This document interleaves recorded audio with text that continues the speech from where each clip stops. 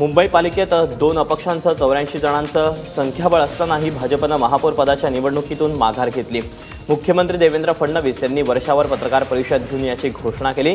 तसंच महापालिकेत विरोधी पक्षाची भूमिका भाजप पार पाडणार नाही, त्यापेक्षा आम्ही पहारेकरी म्हणून चुकीच्या गोष्टी घडणार नाहीत याची काळजी घेऊ असंही मुख्यमंत्र्यांनी म्हटलं। मात्र त्याचवेळी मुंबई पालिकेत पारदर्शक कारभार व्हावा यासाठी उपलोकायुक्ताची नेमणूक करणार असल्याचंही मुख्यमंत्री म्हणाले। तर उपलोकायुक्त फक्त मुंबईतच नको तर सर्वच महापालिकात नेमा अशी मागणी शिवसेनेचे नेते अनिल परब यांनी माझ्याच्या कट्ट्यावरून केली।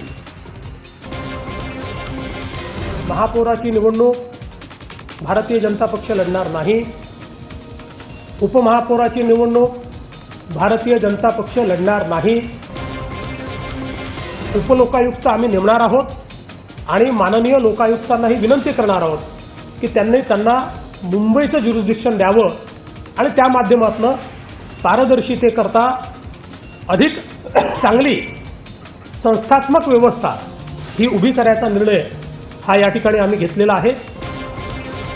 पारदर्शकता ही फक्त मुंबई पुरता नको, ही पारदर्शकता महाराष्ट्रातल्या सगळ्या महानगरपालिका ज्या आहेत, मग त्याच्यात नागपूर असेल, बाकीच्या ज्या आता त्यांच्या जवळजवळ 6-7 ठिकाणी त्यांच्या महापौर त्यांचे बसतील, या सगळ्या महानगरपालिकांमध्ये हा एकच पॅटर्न असावा।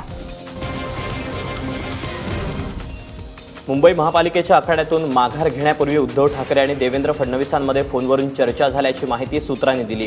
केंद्रात आणि राज्यात भाजपची सत्ता असताना मुंबई महापालिकेत शिवसेनेची सत्ता असावी यावर दोन्ही नेत्यांचं एकमत झाल्याचं कळतंय। दरम्यान शुक्रवारी रात्री झालेल्या कॅबिनेटच्या बैठकीनंतर राज्यातलं सरकार टिकावं असा आग्रह दोन्ही पक्षांच्या नेत्यांनी धरला होता आणि त्यानंतर फडणवीस आणि मुख्यमंत्र्यांनी एकमेकांशी फोनवरून चर्चा करून कोंडी फोडल्याची माहिती सूत्रांनी दिली।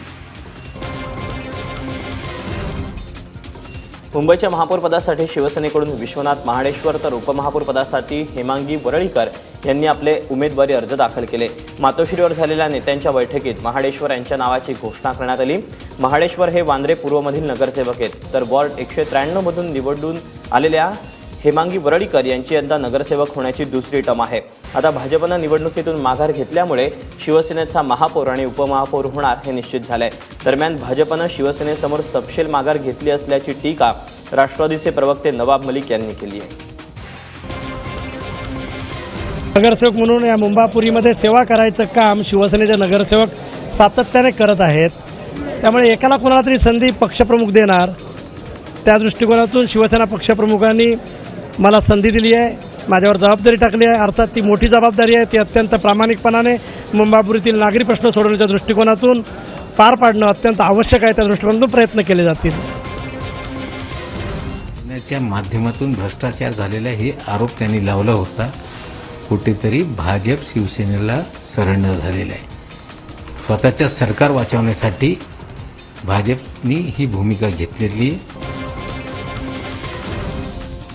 तेलही गेलं आणि तुपही गेलं या म्हणीचा खरा अर्थ कुणी अनुभवला असेल तर त्या आहेत गीता गवळी यांनी।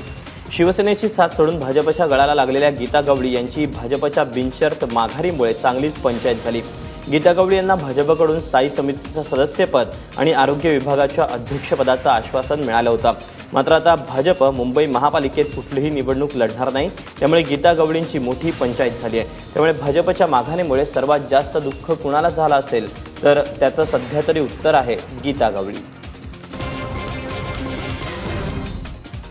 शिवाजी पार्कालगतच्या सेल्फी पॉईंटसाठी सेल्फीज राजकारण करणाऱ्यांना स्थानिकांनीच चांगला धडा शिकवलाय। सेल्फी पॉईंटसाठी राजकीय पक्षांना देण्यात आलेली परवानगी नागरिकांच्या विरोधानंतर रद्द करण्यात आली। सेल्फी पॉईंटला विरोध दर्शवण्यासाठी स्थानिकांनी शिवाजी पार्क परिसरातल्या वॉर्ड ऑफिसरला निषेधाचं पत्र दिलं। दरम्यान शिवाजी पार्कातील सेल्फी पॉईंटसाठी भाजप, मनसे आणि शिवसेनेमध्ये चांगलीच चढाओढ रंगली। सेल्फीसाठी भाजपला परवानगी मिळाल्याचं समजल्यानंतर मनसेच्या संदीप देशपांडेंनी वॉर्ड ऑफिसमध्ये धिंगाणा घालत धमकीवजा इशाराच दिला होता। मात्र राजकारणाला कंटाळलेल्या स्थानिकांनी निषेधाचं हत्यार उगारत सेल्फी पॉईंटलाच विरोध केला।